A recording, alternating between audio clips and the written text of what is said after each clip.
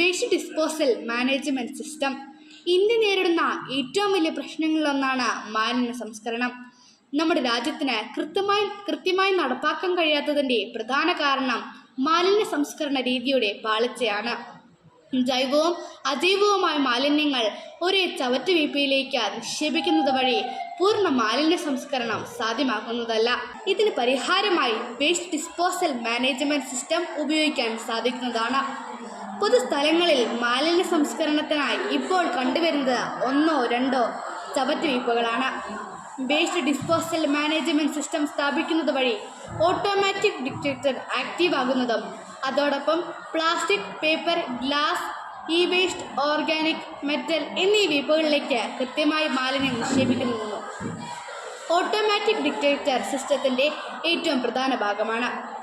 Waste നിക്ഷേപിക്കുന്നതനുസരിച്ച് ഏതുതരം മാലിന്യമാണെന്ന് detector തിരിച്ചറിയുകയും നിക്ഷേപിക്കപ്പെട്ട ബിന്നുകളിലേക്ക് അപ്പോൾ തന്നെ വേർതിരിച്ച് മാറ്റപ്പെടുകയും ചെയ്യുന്നു.